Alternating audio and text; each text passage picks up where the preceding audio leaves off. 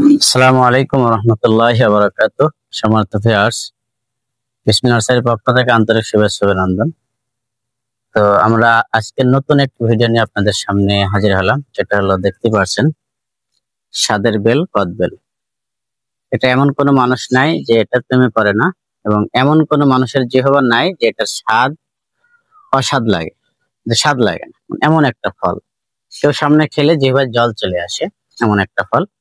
তো আপনারা দেখতে পাচ্ছেন এটা হচ্ছে থাই জাত একটা ফল। আহ এই থাই জাতটা অত্যন্ত উচ্চ ফলনশীল একটা ফল। উচ্চ ফলনশীল একটা জাত।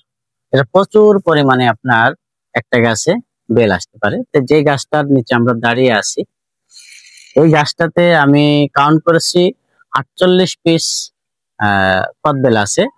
আমার জানা মতে এর চাইতে বেশি আছে। তা আপনারা বেলের সাইজ গুলো একটু যদি দেখেন, মাশাআল্লাহ, যে এই বাগানে এমনও সাইজ হয়েছে 800 থেকে 850 গ্রাম একটা কদবেলের সাইজ হয়েছে। তো এই যে কদবেল গুলো আছে, এভারেজ যদি এই সাইজ গুলো যেটা আছে, এভারেজ এই কদবেলটা আমি যদি নিম্ন ধরি, যারা খুচরা বিক্রি করেন তারা যদি বাগান থেকে ক্রয় করে, তারা নিম্নে এটাকে 30 টাকা করে দিবে। 30 টাকা করে যদি দেয়, আর এই গাছটাতে যদি আপনার 50টা ফল থাকে, তাহলে এই গাছটা থেকে আপনার আয় হচ্ছে কত? 1500 টাকা, 1500 টাকা। এখানে 10 কাঠা জমি আছে। এই 10 কাঠা জমিতে আপনার 50 পিস গাছ লাগানো আছে।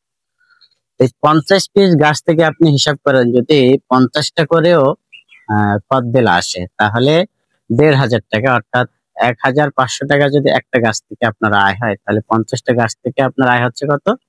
75,000 টাকা।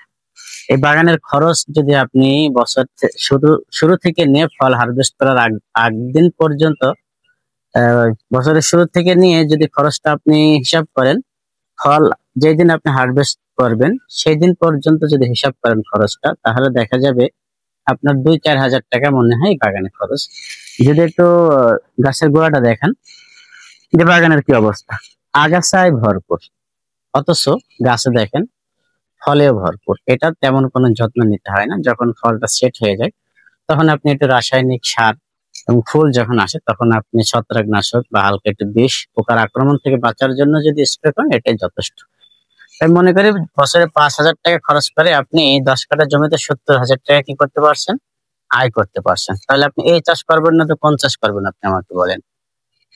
এটা অধিক ফলনশীল একটা জাত, সুস্বাদু একটা ফল। বিক্রি যে হবে না এমন না, এটা বাগান থেকে এসে আপনার ব্যবসায়ীরা কিনে নিয়ে যায়।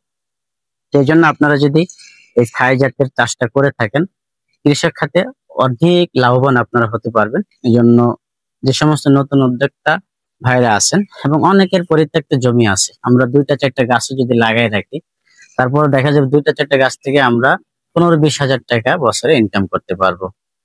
তা শুধুমাত্র এই গাছটাতে আমি কাউন্ট করেছি 48টা। যদি পেছনে দেখায়, আর ওইদিকে যে গাছগুলো আছে, কোনটায় 60-70 এরকম পরিমাণও আপনার ফল আসছে।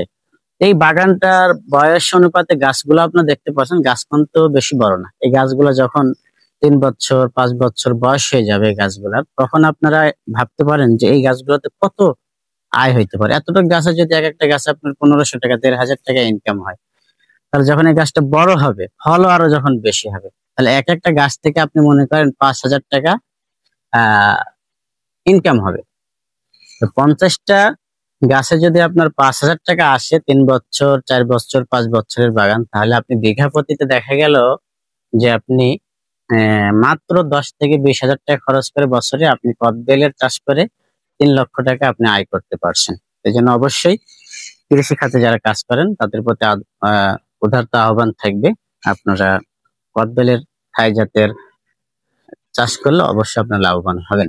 এবং সর্বশেষ বলবো যে আপনারা যদি এই থাই জাতের চারাগুলো কালেকশন করতে চান, অবশ্যই আমাদের সাথে যোগাযোগ করবেন। আমরা আপনাদেরকে সঠিক জাতের চারাগুলো দিয়ে কৃষি খাতে আপনাদেরকে সহায়তা করবো ইনশাআল্লাহ।